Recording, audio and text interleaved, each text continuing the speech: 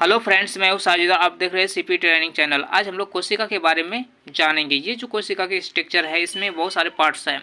ठीक है, उसके नाम के बारे में हम लोग जानते हैं। ठीक है, क्या क्या नाम से इसको बोलते हैं पार्ट्स को। चलो, सबसे पहले हम लोग माइटोकॉन्ड्रिया से शुरू करते हैं। माइटोकॉन्ड्रिया यहाँ आपको दिख रहा है इस तरह से। ठीक है, ये स्ट्रक्चर ये माइटोकॉन्ड्रिया है। ठीक है, जहाँ जहाँ इस तरह का स्ट्रक्चर है ये सारे माइटोकॉन्ड्रिया है। यहाँ देख रहे हो ना, ये माइटोकॉन्ड्रिया है। ठीक है, ये कोशिका के अंदर एनर्जी प्रोड्यूस करता है। इसे इस माइटोकॉन्ड्रिया को इस कोशिका के अंदर बिजली घर भी कहा जाता है, कि ये बिजली यानी एनर्जी पैदा करता है। ठीक है, कोशिका के अंदर, इसलिए इसे बिजली घर भी कहते हैं। तो ये एटीपी के रूप में एनर्जी प्रोड्यूस करता है। उसके बाद राइबोसोम कहाँ है? देखो, ये छोटा छोटा जो है, बहुत बारीक गोल गोल है। ठीक है, ये जो है बहुत छोटा होता है, और ये जो होता है रफ इंडोप्लाज्मिक रेटिकुलम के सरफेस पे आपको दिखेगा। और कुछ इसके बाहर भी फ्री होता है, फ्री मूव करते रहता है राइबोसोम। ठीक है, यहाँ आपको नीचे दिख रहा है फ्री राइबोसोम, जो कहीं भी मूव कर सकता है ये। ठीक है, इधर उधर मूव करते रहता है। रफ इंडोप्लाज्मिक रेटिकुलम, ये जो है लंबी लंबी नली आपको दिख रहा होगा ये, और इसके सरफेस यहाँ दिख रहा होगा। ठीक है, इस तरह से ये जाल की तरह कोशिका के अंदर रहता है। ठीक है, इसे रफ इंडोप्लाज्मिक रेटिकुलम कहते हैं। उसके बाद देखते हैं स्मूथ इंडोप्लाज्मिक रेटिकुलम। ये स्मूथ इंडोप्लाज्मिक रेटिकुलम आपको साइड में ही दिखेगा। ये नली की तरह होता है, जिस पेन की जो नली है, ठीक है, ऐसे ही गोल इसकी नली होती है। ठीक है, और ये नली स्मूथ होता है, यानी इस पे कोई भी राइबोसोम वगैरह नहीं होता है। ठीक है, ये काफ़ी स्मूथ होता है, इसलिए इसको स्मूथ इंडोप्लाज्मिक रेटिकुलम, इसका भी जाल बना होता है। यहाँ देखो, कोशिका के अंदर बहुत सारे जाल्स हैं। ठीक है, उसके बाद है गोल्जी एपरेटस। तो यहाँ देखो, ये गोल्जी एपरेटस है। ठीक है, ये वाला पार्ट। ठीक है, उसके बाद हम आ जाते हैं सेक्रेटरी वेसिकल यहाँ आपको दिख रहा हुआ। ठीक है, ये सेक्रेटरी वेसिकल्स हैं। ठीक है, तो ये सेक्रेटरी वेसिकल्स हैं। और उसके बाद यहाँ आपको नीचे सीलिया दिख रहा है। ये लंबी लंबी जो है संरचना, इसको सीलिया बोलते हैं। इसके बाद माइक्रोविली, यहाँ बहुत छोटा छोटा, इससे छोटा, सीलिया से जो छोटा है, ठीक है, वो माइक्रोविली कहा जाता है। ठीक है, ये सरफेस पे होता है। ठीक है, और ये माइक्रोट्यूबुल्स जो होता है, ये कोशिका के अंदर जाल की तरह फैला होता है, यानी पाइप नली की तरह। ठीक है, पूरी कोशिका में फैली होती है, जहाँ जहाँ आपको ये नली दिख रहा है। ठीक है, ये सब नली जो है, ठीक है, ये पूरी कोशिका में फैली होती है, माइक्रोट्यूबुल्स। ठीक है, पेरोक्सीसोम। ठीक है, ये पेरोक्सीसोम है, यहाँ आप देख पा रहे हो। ठीक है, ये पेरोक्सीसोम। ठीक है, उसके बाद सेंट्रियोल्स, ये जो है इसके अंदर सेंट्रियोल्स है। ठीक है, और ये सेंट्रोसोम।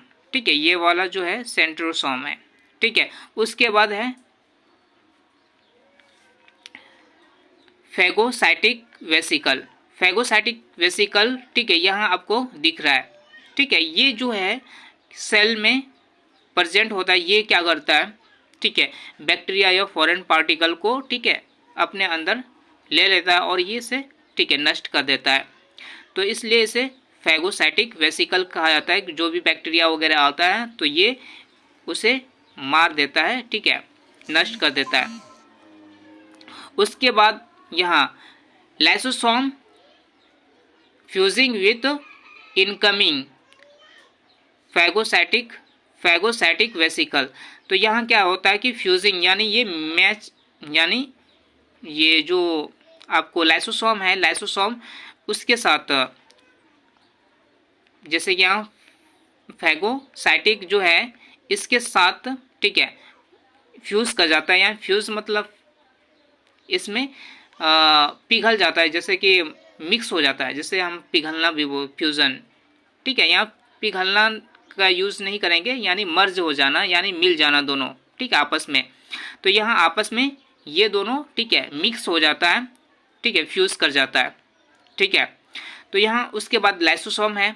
लाइसोसोम ये वाला जो है लाइसोसोम को आत्मघाती थैली भी कहते हैं, ठीक है। ये खुद इसके अंदर एंजाइम होता है, ये जब कोई भी सेल डैमेज होता है उस समय ये, ठीक है, नष्ट होकर पूरी कोशिका को नष्ट कर देता है। इसके बाद, ठीक है, यहाँ न्यूक्लियस है, ये पूरा जो बॉल की तरह दिख रहा है, ठीक है, ये पूरा न्यूक्लियस है, ठीक है, जो कोशिका के अंदर होता है, ठीक है। उसके अंदर न्यूक्लियस होता है, ठीक है। न्यूक्लियस के अंदर भी एक छोटा सा गोल जैसा, ठीक है, होता है जिसे न्यूक्लियस कहते हैं, ठीक है। न्यूक्लियर इन्वेलप, ये जो न्यूक्लियर इन्वेलप है ये न्यूक्लियस को कवर करके रखता है, ठीक है। उसके बाद है साइटोप्लाज्म, ठीक है। साइटोप्लाज्म जो है ये जो द्रव है, ठीक है, कोशिका के अंदर, इसको साइटोप्लाज्म कहते हैं। उसके बाद सेल मेम्ब्रेन, सेल मेम्ब्रेन यानी सेल के ऊपर मेम्ब्रेन होता है यानी झिल्ली होती है, ठीक है, तो इसलिए इसे सेल मेम्ब्रेन कहते हैं। जो सेल एक मेम्ब्रेन से, ठीक है, बंधा होता है यानी उसके अंदर, ठीक है, सारे ऑर्गेनेल्स होता है, इस झिल्ली के अंदर सारे ऑर्गेनेल्स होता है। अगर ये झिल्ली नहीं हो तो क्या होगा, ठीक है, सारे ऑर्गेनेल्स इधर उधर हो जाएगा, इसलिए सेल मेम्ब्रेन्स होता है, ठीक है। हर कोशिका के अंदर ये सेल मेम्ब्रेन्स होता है। जैसे कि आप लोग अंडा, ठीक है, फोड़ते हैं तो उस योग के अंदर, ठीक है, मेम्ब्रेन बहुत पतली झिल्ली होती है, ठीक है। जैसे उसको फोड़ते हैं तो जो येलो वाला पार्ट है वो इधर उधर बहने लगता है। तो ये झिल्ली का काम होता है कि ये इसको, ठीक है, सबको एक जगह, ठीक है, रखता है, यानी सेंटर के अंदर ये जितने भी है झिल्ली के अंदर, ठीक है, मूव करते रहता है, जो भी मूव करने वाला पार्ट है, ठीक है, साइटोप्लाज्म में ये सब, ठीक है, तो बहने से रोकता है। Thanks for watching.